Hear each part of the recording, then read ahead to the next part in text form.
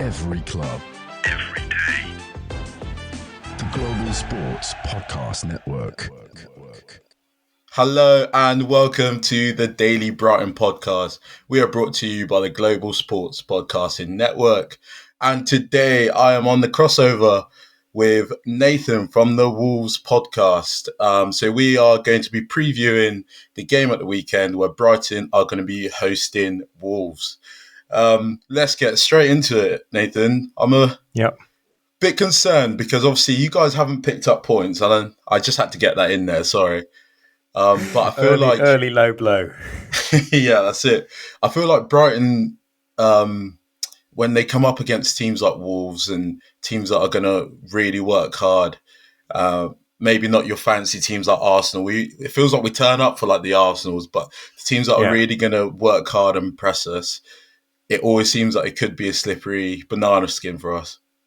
Yeah. I think, to be honest, I was going to say the same about Wolves. I think over the past sort of few years, we've done quite well against top six teams where we've always fancied ourselves to get points, and then maybe against teams that haven't got as much of or haven't got that top six status, we haven't always performed as well. And I think, to be fair, our last few games against you guys have been quite poor from a Wolves perspective. So, yeah, fingers crossed from my point of view that changes this weekend. But I know you guys are off the back of a really good away win, so I'm sure confidence is running pretty high. Yeah, no, the morale's pretty high, but it always gets humbled quite quickly when we face a side that we think we're going to win, beat, but then obviously it doesn't happen always. Obviously, it's been a tough season for you guys. From your perspective, how's it been? How's it gone? Yeah, really tough, mate. I think from first 8 games having 1 point, that says probably all that you need to know from how we're feeling. That there have been small bits of positives throughout those first 8 games, but at the same time, there's been some really worrying performances. So we're really hoping to see a big change, and I think we started seeing something a little bit more positive last weekend against Manchester City. I think we put on an okay defensive display, which is a lot better than what we'd done in our previous game where we conceded 5 against Brentford, which was just absolutely crazy. So hopefully we're bringing some of that defensive solidity into this Brighton game as well. But yeah, overall the season so far has been quite honestly an absolute shambles, and we're really hoping to see that change for the better very soon. Yeah, no, I can see. So obviously, there's been some really close games where you've just lost out, and then there's been some tricky performances as well. But from your perspective, what would you put it down to? Because I know you've got a few players out. Mascara's injured, and Huang is out as well, I believe. Yeah. Would you put it down on injuries, or? I think it would be a bit cheap of me to put it down to injuries. I think if we actually look at our performances, even when Mascara was, fit, of course he is a big loss because he started the season very well. However, we still only picked up 1 point when he was fit as well. So let's not put it down to that. And Huang this season has been underperforming. It's not nice to see him go off injured, but he was off injured, I think, on international break or something. But he really hasn't had a good start to this season in a Wolves shirt. So what would I put it down to? I mean, we've been trying to figure this out over on Daily Wolves, but to be honest, so far it's just we've been inconsistent throughout the whole 90 minutes. We haven't been able to hold or string together whole performances, and then when we have, turns out we sort of concede a last minute goal against City, or miss out on those minor details, and that's the nature of the Premier League, really. If we don't, it's small margins, isn't it? So I don't know if that even answers your question, to be honest. I have no idea why we are bottom with 1 point. I wish we weren't, but hey-o. Yeah, no, it is a tough one to sort of just pinpoint it, because it is a lot of things that happen and change in football. That's why we love it, I guess. It's unpredictable. Yeah. 1 week you could be doing this, next week it could be shambles. Yeah, definitely. And I was going to ask you, so going into the season, what were your What were your expectations going into the season? I think they were they weren't to be bottom with 1 point. That's fair to say. I think the initial expectation was for Gary O'Neill to kick on because this previous season he didn't have a pre-season with the players. He kind of was put in with sort of 5 games before our opening game away to United, I think it was last year. This year he's had a full pre-season. Backroom staff have had a full pre-season to set the squad up, and we failed to replace two of our best players. I mean, we sold Max Kilman and sold Pedro Neto in the summer. They're two obviously big losses, but they came in for big money. We did manage to add a few players sort of going forwards, to be fair. Strand Larson coming in, Carlos Forbes, who have both looked fairly positive so far, and brought in Andre in midfield, who I think has been very good for us. But defensively, we really didn't make any new acquisitions of note, apart from a youngster. So that was quite worrying from the start. And I think that then kind of set the tone a little bit. And I guess I felt a little bit worried, but I thought that I wanted to trust. You always want to be a little bit more positive, don't you, before a new season? So I think my outlook was that, yes, let's kick on. Let's try and aim for a sort of top half, top 10. Why not? It's something that we've done before. Why can't we do it again? But yeah, it's not really gone that way at all. Unlike you guys, I guess I could reverse the question to you here. But yeah, you guys have been absolutely flying, haven't you? Yeah, it's been a really good start, and we obviously got humbled a little bit at Chelsea away, a little bit naive in the way we sort of approach the game. But overall, the teams we've played and the points we've picked up, just looking at the point at Arsenal, coming back from behind against Tottenham, it's been a really positive start. And I think a lot of us are quietly optimistic about maybe one of the conference positions. But again, it's a long season, and it's just like we have to get over the Christmas period. If we're still there and thereabouts, then perhaps it's still there. But again, it's really unpredictable. And I think the main thing about Brighton fans is they value just the stability of the club before anything else. So it's like we try not to get too carried away with what's going on and who's playing really well, because next season we could lose up 3 players. Yeah. But it's been a really positive start. Yeah. Right. We are going to go for a short break, and you're going to hear from our partners at Zencastr. Do you have a story to tell that the world needs to hear? Have you struggled with reaching new audiences who engage with your story? It might be time for you to start a podcast. Let me tell you about a platform we use here at Global Sports Podcast Network. Zencastr makes it easier to start a high-quality podcast built for growth from day one. With 4K video recorded from your phone and AI editing that automatically moves ums, ahs, you knows, and 22 other speech patterns. Zencastr makes it super easy to start a podcast that sounds great. Ready to tell your story? Check out the link in the show description to learn more about Zencastr. And welcome back to the Daily Brighton podcast. So this segment, we're going to just preview the game. Let's break it down a little bit and talk about maybe who are the danger men, or where the game's going to be won or lost. And I want to start with you, Nathan. What do you think about Brighton? Who do you think are the dangerous players that you might need to watch out for? I think there's a few, but one that's really, really impressed me over the past few games has been Georgino Rutter. I don't know if I'm pronouncing that correctly, but I think I was really impressed with him from the bits that I saw against Newcastle. I mean, I think he's obviously came from Leeds with this reputation of being a really good sort of playmaker and setting up a load of goals and stuff in the Championship, but he's his overall work rate is just insane. From what I was watching, like he's just an absolute bully at times in midfield, and I think that is something that is going to be an interesting one to watch, to be fair, because our midfield is of that type. They're kind of all that. They could all play that number 6 role, and they're somewhat defensive minded, or at least very good defensively. So I think that's going to be an interesting balance. But yeah, Rutter's one that I would worry about a little bit. And then, Danny Welbeck always seems to pop up with goals recently as well. So I'm slightly worried about him too. But I'd say I'm more worried about Ruta, because he really is that sort of supply chain through to the striker, isn't he? Yeah, and I find it really interesting. You've mentioned about your three midfielders, obviously very comfortable number sixes, and then Yeah. going beyond that, it feels like with the back three, there's not much creativity in midfield. Do you think that's where the issues have come from in terms of like lack of goals? To be fair, I think that potentially, I think it's a valid point, but we have been shipping so many goals. I don't actually know how many it is now. I don't know if I have a feeling it's like 21, 22, something like that, maybe more. Goals that we've conceded in 8 games, which is a huge amount, and that's something that can't go on if we want to be a Premier League team next season. So I think the decision to go 3 at the back or 5 at the back was the correct one. We definitely looked a lot better against City defensively.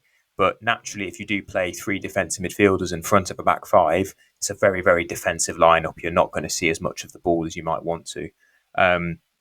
That being said, out of those 3 midfielders, I do think they do have some sort of they do have quality going forwards. Obviously, they're not just single-minded defensive midfielders. I think João Gomez and Lamina are quite good at arriving late into the box at times, but it's just about the tone of play, I think, because we've been conceding so much. We're starting games almost already on the back foot. Naturally, you're going to do that against the likes of City, but we've done it against the likes of Brentford as well. So I think there's a real nervousness and lack of confidence around our defensive stuff. So we want to be solid first and foremost, and then we're hoping to catch teams on the break. And we did that against City. Our first opening goal I thought was quite decent. So yeah, at the minute it's Cunha and Strand Larsen that are our attacking outlets, with hopefully some support from the wing backs. That's kind of how it's been always set up in the previous game, and that's how I'd predict it to be set up against you guys at the weekend as well. Yeah, no, it's interesting you mentioned Lamina as well, because I think he's a very good player. And I'm looking at our midfield. We've got quite a few youngsters in there who, I mean, Belieber's quite robust and he can battle a bit, but I'm worried about the likes of Jack Hinshelwood and whether or not I think there's a chance we could get out running midfield and just sort of struggle to match how powerful your midfield is. But one particular player I want to highlight as well is Larsen, who's sort of game by game, I think, is looking more comfortable and sort of looking the striker that you probably want to see. Yeah, 100%. I think he's had a really tough hand from the start of the season. He's been dealt a really, really tough hand. He's in a team that's conceding loads of goals and he's not getting many opportunities. But despite that, his performances have been overall very good for a striker who's often isolated up front and having to do a lot of legwork. And when chances have fallen to him, he's finished them off. And so far this season, I've been really impressed with him. And I think that if we see some more crosses go into the box and keep feeding him with some balls, I think he can definitely be a point of difference. And something that I was really impressed with him in the game against City was he was out of the game for so long because of how much possession. I mean, we know what City are like. It's honestly like watching paint dry at times, the amount of passes they do between their centre halves. But after doing all of that running, he still, when we had possession, was quite, I'd say, efficient. Like, he didn't have it very often, but when he did, he was linking up fairly well with Cunha. He was using his body well. He's a big lad. So I think that he really allows some of our other players to, or hopefully will allow some of our other players to really come into their own. And I think this season, in my opinion, he's going to be vital in letting Cunha do his thing. So, yeah, been really impressed with him. Yeah, and just another thing on Larsen as well. We've been caught out so much this season by playing this really high line. Is he quick? Do you reckon he'll give us a lot of trouble? I think he's not as quick off the mark as someone like Cunha or some of our wingers or wing backs. But when he gets going, I think he's fairly quick. I think when he gets into full stride, I think he's decently quick. But to be fair, we haven't really seen him make too many sort of in behind runs on the shoulder of defenders. He's done it once or twice, and I think the one time he did do it, I'm thinking about I can't remember which game it was, but he broke down the line really well and crossed the ball in. We scored. I think it was Lamina's goal against. I can't remember who it was. Newcastle, I believe. Yeah. So I think he's got that ability to do it. But I'd say with that element of play and you guys playing a really high line, I think players like Cunha, Carlos Forbes, if he gets involved, would be a little bit more dangerous because they do look to get into that space beyond sort of your centre halves. And I think Cunha is one that can definitely hurt teams in that way. Yeah, and for the overall play of the game, do you think it would be a case of Wolves would be battling to sort of try and control the game, or do you think you sit back and maybe play off the break?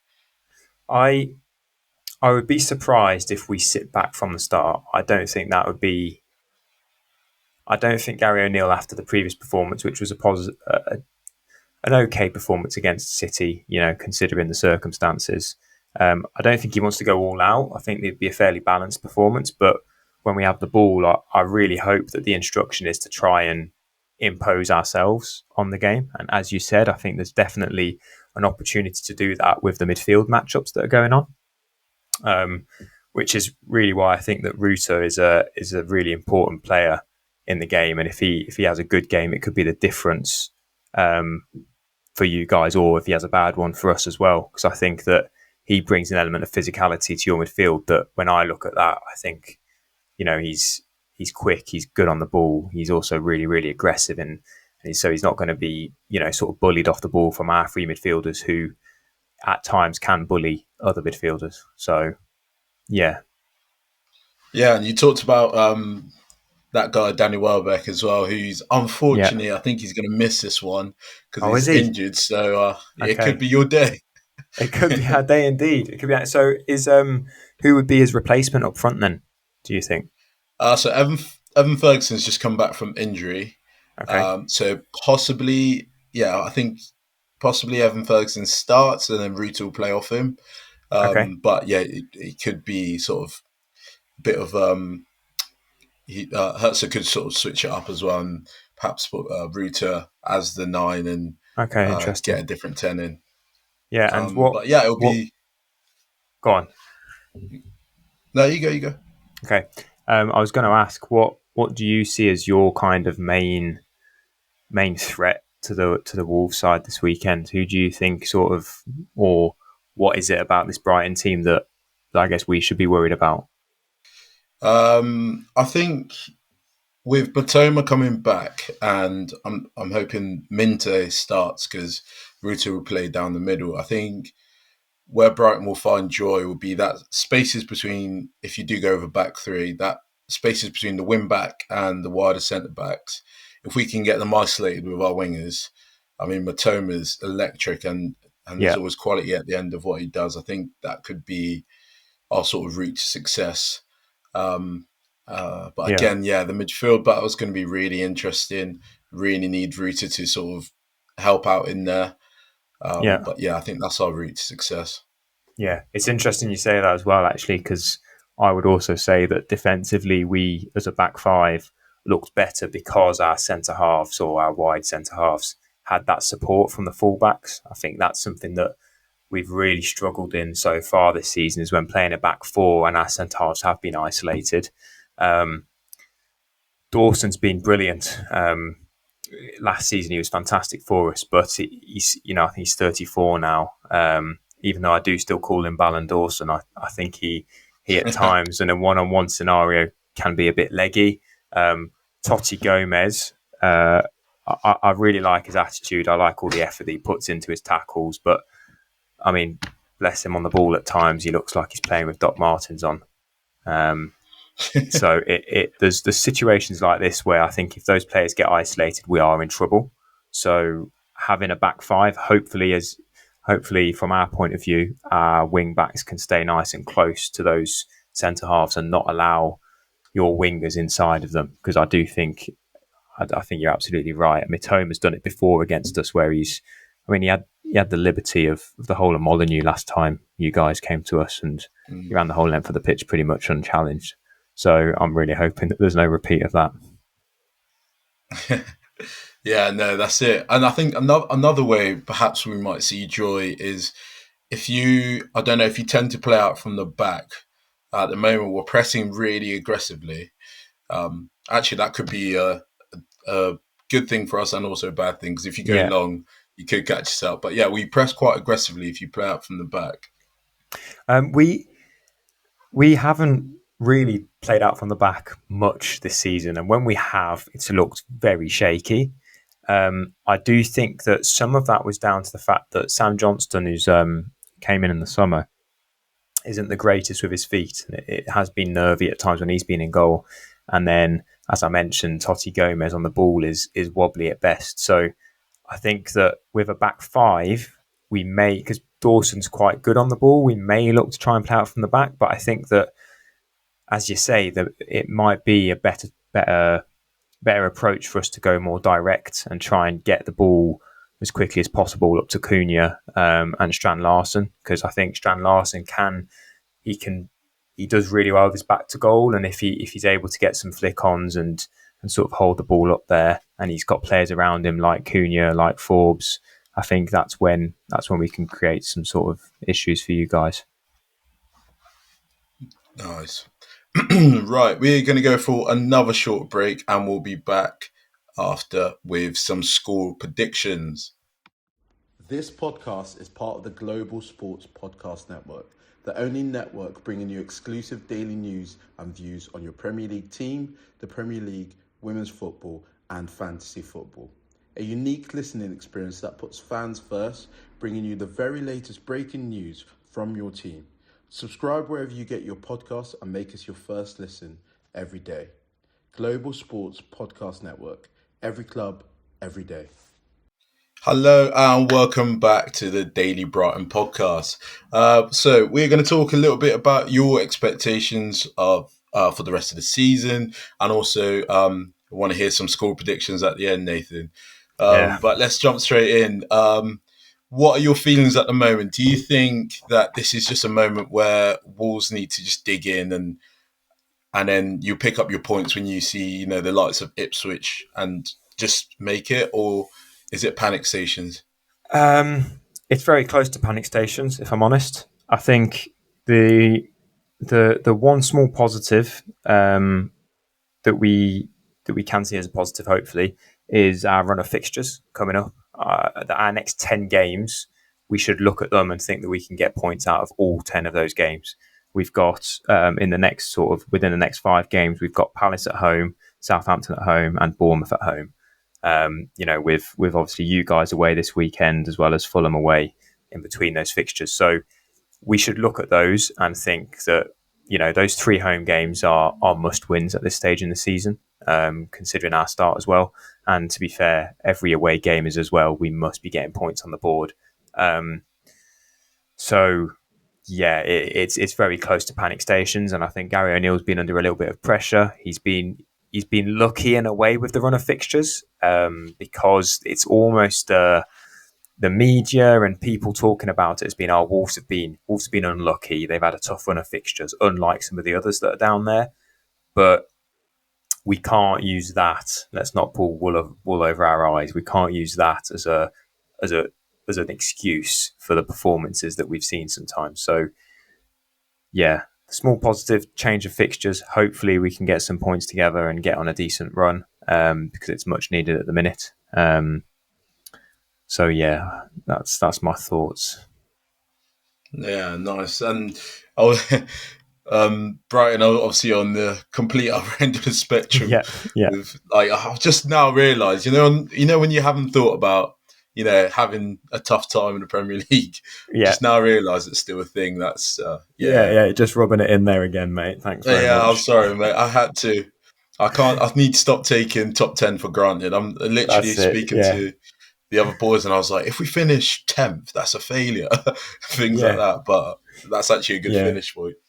Yeah, I think it's funny how the 2 clubs have been on different trajectories over the past few years. I mean, when we got promoted back to the Prem, within 3 seasons being back, we finished 7th twice and got to the Europa League.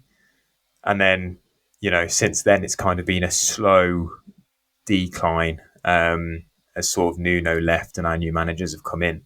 whereas you guys have kind of slowly been on the other way up. Obviously, your European run as well, and so yeah, it's interesting how things change, and I think it's just a reflection of how competitive the Premier League is.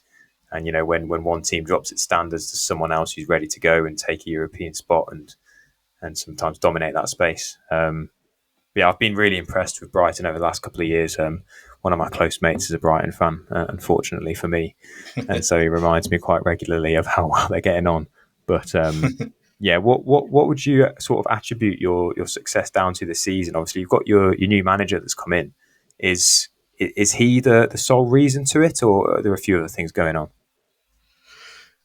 In terms of Hertzler, I think we're still learning a lot about what he wants the players to do. Like the playing style has changed, but not dramatically. And I got a little bit worried because when we played against Chelsea again, we just didn't show them. We didn't show them any respect, and really was stubborn with that high line. And by showing them respect, what I mean is not necessarily just parking the bus, sitting deep, but just spotting that they keep getting it over our back four. Let's just drop a little bit, change something. So yeah, that really I was really concerned by that. But then we went to Newcastle. Just fast forward in a couple of weeks, went to Newcastle, and it was a bit more of a robust performance, a bit more smash and grab. And from there, that's when I think we're starting to learn a little bit more that he's willing to change and tweak things to help us through. But yeah, I think our main successes are Danny Welbeck's been just absolutely unbelievable in what he's doing. And I was speaking to the other boys on the Daily Brighton. His hold-up play is probably contributed more than his actual goals, to be honest, because he's just, I don't know, turned the leaf somehow, and he looks a bit of a different player. So he's going to be a big miss at the weekend. Yeah, I really, really rate him. I think that it's almost like you can see how almost wise he is in his play now, because he's obviously not got that speed that he used to have when he was before all of his injuries and when he was at United and Arsenal, and where he's relying so much on being able to just be more physical than the defenders. Now he's got so much more to his game, and some of the goals that he's scoring, he's taken so well. And I tell you what, if you'd have told me that about 3 or 4 years ago, I would have laughed in your face. So yeah, absolutely fair play. I really, really do rate him. Yeah, no, he's unreal, that guy Wells. But before we go, I just wanted to ask you as well, because a lot of Brighton's success, we've said, is mainly down to our recruitment. Whereas I look at Wolves, you've lost a lot of players. Would you say, the sort of trajectory going downwards is down to the recruitment team not sort of selecting the right players? It's a difficult one at Wolves at the minute, because a lot of people are putting it down to Fosun, who are the owners of Wolves, and what they're doing. But then at the same time, our sporting director, Matt Hobbs, has come out and said that everything that happened in the summer was completely planned for, and that this is where they expect it to be, which is quite worrying, because at the same time, Gary O'Neill, when I say expected to be, I mean with the squad that we have. So, the centre halves that we have, I don't think they expect it to be bottom. But Gary O'Neill's come out in press conferences saying, it'll be a bit of a risk to play a back three because we've only got 3 fit centre halves. And sort of as Wolves fans, we go, well, Gary, your mate Matt Hobbs has been saying that this was the plan all along, to only have 4, senior centre halves in the squad. So it's quite worrying, because that's quite a stark sort of like disagreement or contradiction, I'd say. And that's where, as Wolves fans at the minute, it's kind of like, we don't know if it's exactly the recruitment, whether it's poor quality of it or from the owners, there's no investment. It's tough to say, because I think we finished the transfer in a net profit on sort of money coming in to money going out. So it's worrying when that's happening, because you do wonder, are the owners trying to cash in? I don't know. So, yeah. Yeah, that's interesting to say that, and I hope O'Neill keeps his job. I do like him, to be fair, but he looks like a very stressed man at the moment. Yeah, you would like it, because we're bottom with 1 point. I think it helps every other team in the division, doesn't it? But yeah, no. Let's hope that let's hope that he can turn things around. Because on a personal note, I do quite like Gary O'Neill as well, and I do hope he can turn this around. But yeah. Right, before we go, score predictions. I'll let you go first as the away team. I'm going to go for 0-0. It's a really, really boring prediction, but we are due a clean sheet, and I'm really hoping that we can get one. I would love nothing more than a boring draw away. I think that would build a bit of confidence. I just don't want to concede again. Okay. Right, I'm going to go for a 2-2. I think it's going to be, a tough battle in that midfield, and Wolves get a point. Okay, well, mate, I really hope we do. You take that. Right, Nathan, it's been lovely to speak to you. Hopefully, Brighton get the points. And I called a draw, but I'm still hoping. There's a little bit of hope that Brighton get the points. Yeah, same here. Thank you for having me. It's been a pleasure. Right, guys, thanks for listening. That is our time. Every club, every day. The Global Sports Podcast Network.